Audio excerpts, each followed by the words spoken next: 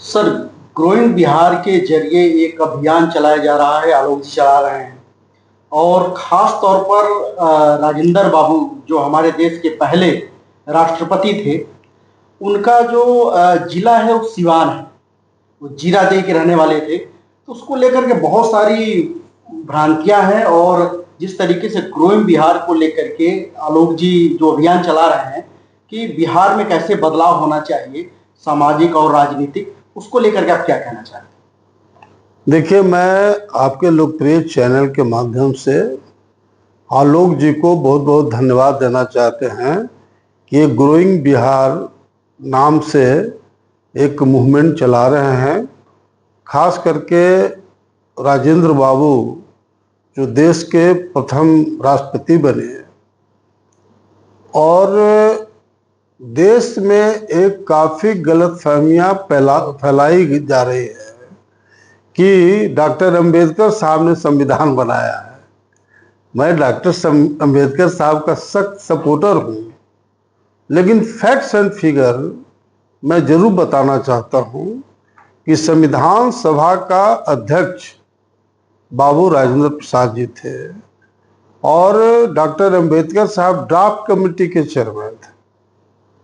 तो this is not possible कि जो ड्राफ्ट कमेटी के चेयरमैन हैं उनके बारे में कहा जाता हो कि इन्होंने संविधान बनाया, जबकि संविधान का श्रेय बाबू राजेंद्र प्रसाद जी को जाना चाहिए। अलग बात है कि राजेंद्र प्रसाद जी के का जो जन्म स्थान है सिवान के जीरादेई में, अभी तक दुर्भाग्य इस बात का है कि सरकार ने कोई उनको उनके पैतृक जगहों पर भी कोई डेवलपमेंट नहीं किया गया, कोई काफ़ी बड़ा स्मारक नहीं बनाया गया, उनके नाम पर कोई शोध संस्थान नहीं बनाया गया। तो मैं बिहार सरकार और भारत सरकार से मांग करता हूं कि देश के जो महान प्रथम राष्ट्रपति राजेंद्र बाबू, जो संविधान का एक तरह से रचयिता हैं देश का, सभी तमाम तबका का, चूंकि देश संविधान से चलता है और उस संविधान में तमाम बैकवर्ड हो, दलित हो, आदिवासी हो, सवर्ण हो, सभी जाति समुदाय, हिंदू मुस्लिम सिख ईसाई, तमाम लोग के हक और अधिकार का उसमें प्रोविजन किया गया है। और इसीलिए कहा जाता है कि दुनिया के पैमाने में भारत का संविधान बहुत अच्छा है, क्योंकि काफ़ी लचीला है। जिस तरह का आम जनता का जनमत से सरकार बनती है, उस सरकार को अधिकार है कि वो संविधान में भी संशोधन करे। तो मैं फिर से एक बार आलोक सिन्हा जी को बहुत धन्यवाद देते हैं कि ग्रोइंग बिहार संस्था चला रहे हैं। उसमें हम जरूर चाहेंगे कि जब नेक्स्ट राजेंद्र बाबू का जयंती हो तो दिल्ली में तो मनाया जाता है, लेकिन अभी तक बिहार के पैमाने पर पटना में कोई कार्यक्रम नहीं हो पाता है, जीरादेई और सिवान में नहीं हो पाता है। तो मैं अपनी जो हमारी शोषित इंकलाब पार्टी है उसके ओर से मैं कहना चाहता हूँ कि हम लोग नेक्स्ट जो बाबू राजेंद्र प्रसाद जी का जयंती होगा उसको हम लोग पटना में धूमधाम से मनाएंगे और जीरादेई और सिवान में मनाएंगे। ये तो हम लोग अपनी ओर से मैं घोषणा कर रहा हूँ। सर, दूसरा सवाल ये है कि कांग्रेस लंबे समय तक देश की सत्ता में रही, दूसरी पार्टियां भी, अभी भारतीय जनता पार्टी 2014 से लगातार है।